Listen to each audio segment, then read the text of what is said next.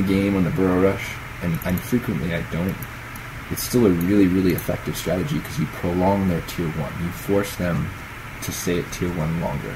And at tier 1 they have archers and they have huntresses, and you have a blade master. And chances are, if you're burrow rushing them, they're not going to be building huntresses, because if even one of those burrows gets up, they need a lot of huntresses to take care of that one burrow, whereas 3 archers for a similar cost of 1 or 2 huntresses are much more effective and take up much less movers. So the chances are they'll be making archers, and what you basically force is an archer as a demon hunter versus grunts and blade master fight, which is very much in your advantage. And even if you don't win it, you can delay their tier 2 long enough, and often you can actually attack faster than them because they get over-paranoid about the impending rush. That you force that prolonged tier 1, which is incredibly helpful. And in both games I have for you today, unfortunately, the game is won with the burrow rush, but I have plenty of examples, and maybe that'll be the subject of another audio. But I have plenty of examples of the game going on, like either the burrow rush being beaten or delayed further, and I'm able to tech slightly faster than them and then come back and tower rush at tier 2, or even just play the game normally at tier 2 and win with that kind of advantage.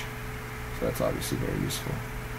But enough talk, let's get game 2 opened up. 1 minute mark, 1x speed, Fog of War off. It's between Sting and multi-click, so put it on Sting's point of view, obviously. While you're doing that, I'll just talk a bit about the map.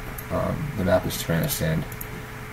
It's another map I burrow rush on, and I'm not sure if I burrow rush on it because it's a very good map to burrow rush on, or if I burrow rush on it because I despise playing against dots on this map. Honestly, either or. It's not anywhere near as good a map as Secret Valley to burrow rush on, I don't think. Particularly because it's harder to buy the circlets. You can't really buy both circlets without really delaying your burrow rush. But what is nice is that their Ancient of Wars is going to be, in this case, north of the elf space, next to the Goblin Lab, some cases south, obviously.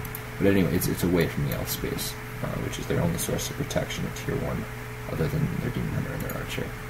So, with that being said, let's get the game unpaused in 3, 2, 1, unpause.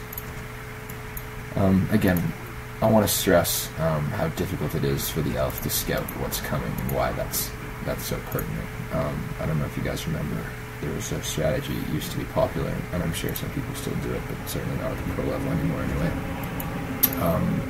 Naga grunts, where you basically build an early barracks and a late altar, and you tavern a Naga. And I've seen people tower rush from tier 1 that way, and I've seen them tech and get a second hero and tower rush at tier 2 with the Naga.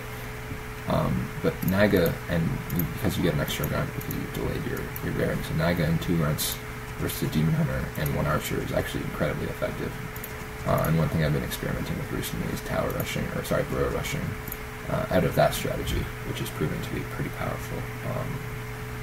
Although I think that requires more than the Blade Master strategy. It requires an earlier duty lunge just because the Naga is so fragile.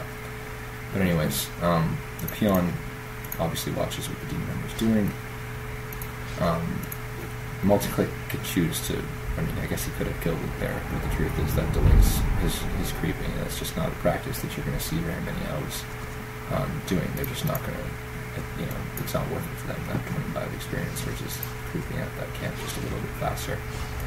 One thing that's very interesting, and I'm sure Sting noticed it, is that there was no second Moonmail going up while his scout peon was there, and what that indicates is Hunter's Hall. And I don't know if Sting actually saw it.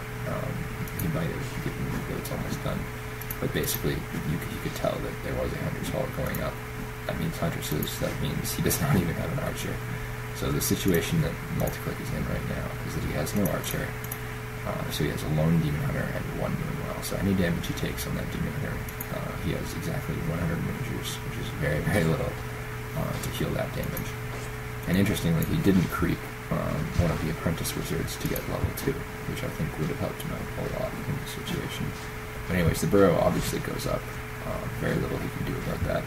His response to that burrow rush is to use the fact that he has Hunter's Hall early and build Ancient Protectors, And I think this is pretty much what you'd love to see if you're the orc player, is this kind of reaction, where instead of building extra moonwells and staying tier 1 longer and building maybe an extra ancient of war or two, they build towers and think that they can counter this the way an orc player would counter a human tower rush.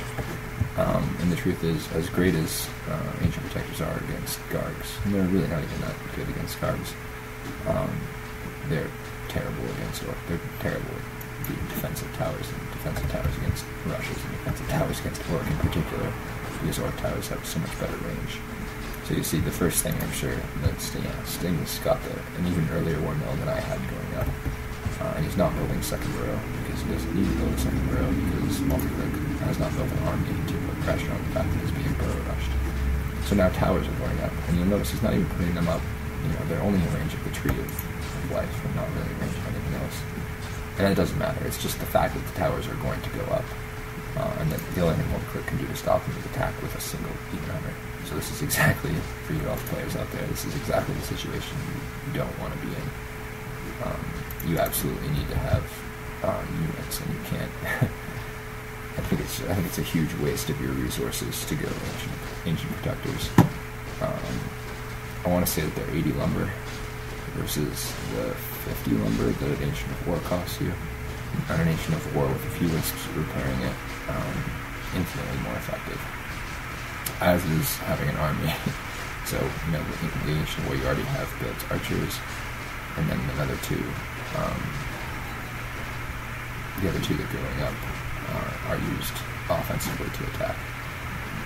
Anyways, their Multiclick gets level 2, and that's never good for your rush. But as you can see, there are enough towers up at this point, and they're beating down on that hall well enough.